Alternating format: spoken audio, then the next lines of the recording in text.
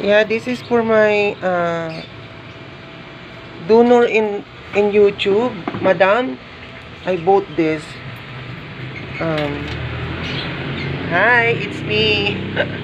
It's so hot here in the Philippines right now. I'm in the pet shop. I already get your donation from the PayPal to my Union Bank. And 2 days, I guess. So this is, I bought. I bought for him goodies for Kimangkesh, as you said.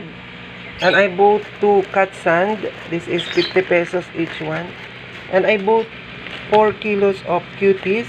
125 per kilo, right?